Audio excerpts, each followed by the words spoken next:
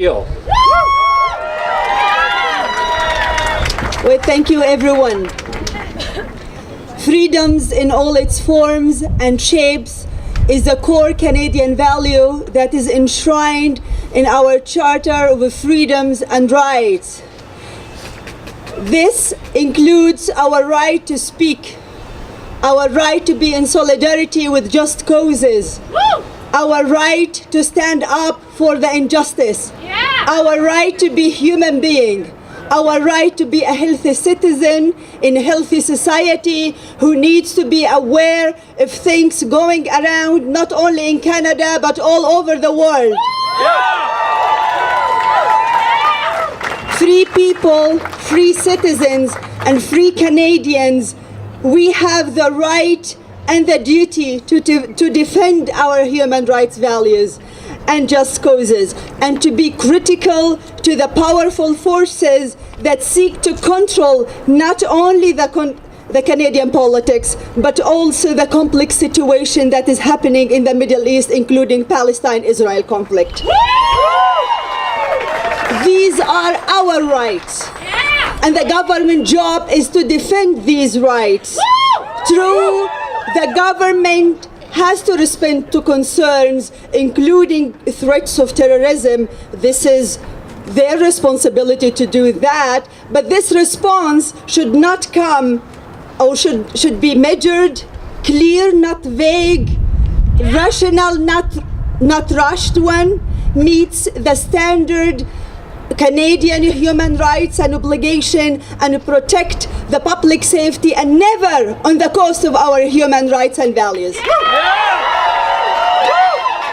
This is why we are here today, to say no for Bill C-51. That bill that puts our human rights second to, or put actually security before our human rights, as Amnesty International has mentioned. So, Stephen Harper government and vague Bill 51 is doing exactly that. This is why I need to fight it, as it threatens my freedom, your freedom, our freedom, as it threatens, our human rights, as I mentioned, including not only me as a Palestinian or Arab or Muslim or Aboriginal. Actually, they want to criminalize any individual or group who wants to stand and say no for this injustice. This is why we have to gather and be united to say no, kill Bill 51. It is the same always surprisingly successful maneuver of government in power, divide and rule, and today even define and rule, defining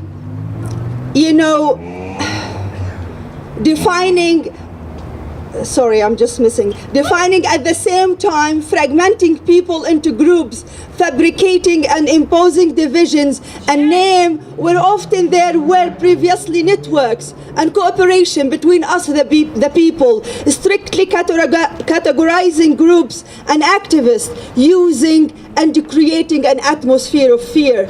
Palestinian activists and Canadian advocates have serious concerns about this bill. They have the right to be concerned because of this vague nature, vague definition of threats, because such any activity as we are doing now, right now, could be a criminal act. They have the concern because this bill suppresses the freedom of expression and makes it a crime to advocate or promote a just cause such as Palestinian cause. Harper proposed a bill Harper proposed Bill 51 could criminalize any Palestinian action or pro-Palestinian action, including peaceful demonstration or campaign such as boycott, divestment, and sanction, a call made by Palestinian civil society in aspiration from the successful South African PDS campaign. We have the right to be concerned when we hear the public safety minister, one of the authors of Bill 51, talks about zero tolerance for promoters of the BDS, the boycott, divestment sanctions. What does this phrase mean? We know that Harper and his conservatives are so close to Israel government that there appears to be very little light between them, daylight. What is the link between zero tolerance phrase and the memorandum of understanding between Canada and Israel that has been signed on January 18, 2015 that could label and actually criminalize anyone who criticizes the policies of the State of Israel and call them anti-Semitic. For these reasons and concerned, we stand today united against this bill. We have no excuse because our liberties and freedom are at stake. What sort of life would we have if the right of speech and expression is no more our right? What, life we would have if a discussion of an issue of concern of us could be an issue that could end us in jail regardless of our intention. This is not Canada that we are proud of, and this is not Canada that we want our children to be grown at. This is why we want to be united and firmly standing against Bill 551. Thank you so much.